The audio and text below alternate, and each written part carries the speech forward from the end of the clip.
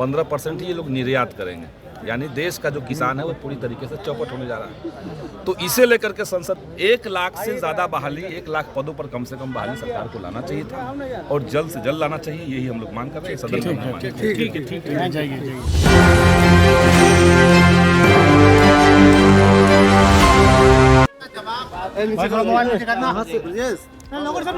देखिए, वंदे मातरम को लेकर के केंद्र सरकार ने मोबाइल थोड़ा सा पीछे करो ना जी। वो सीधे राजनीति से प्रेरित है। कोई राष्ट्रगीत का सम्मान करने के लिए वो नहीं कर रहे हैं, राजनीति से प्रेरित है और देश के जो 2 ज्वलंत सवाल हैं उनको डाइवर्ट करने की कोशिश है। उनको लग रहा है कि वंदे मातरम जैसे ही हम कहेंगे कि कंपलसरी कर देंगे, वैसे ही देश में कुछ लोग इसका विरोध करेंगे और वैसे ही जो एप्स्टीन फाइल पे मामला चल रहा था संसद के अंदर, देश के प्रधानमंत्री का एप्स्टीन फाइल में जिस तरीके से नाम आया और कितना घिनौना वो पूरा फाइल है, उसमें जो घटनाएं हुई उसमें अगर प्रधानमंत्री का नाम आएगा तो उस पर चर्चा होगी। एक तो इसको डाइवर्ट कर रहे हैं, दूसरा डाइवर्ट कर रहे हैं कि भारत और अमेरिका का जो डील हुआ हाल में, भारत सरकार तो शुरुआत में इनकार कर रही थी, लेकिन व्हाइट हाउस ने एक साझा बयान जारी कर दिया जिसमें लगभग 45 लाख करोड़ रुपए का डील का बात हुआ है।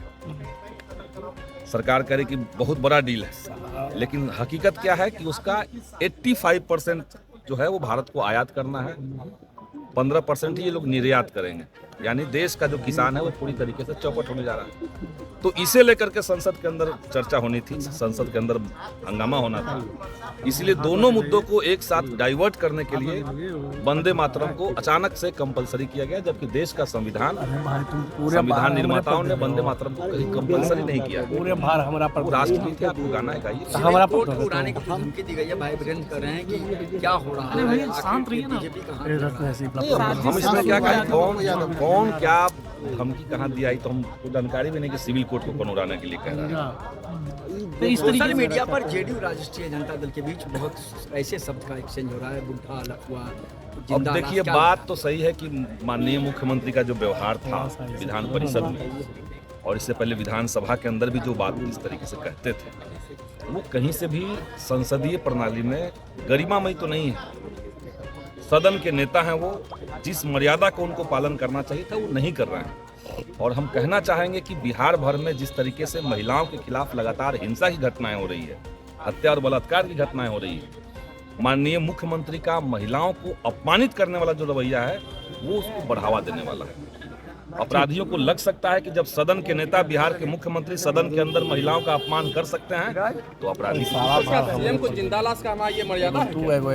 सीएम को जिंदा लाश हम कहाँ कर रहे हैं?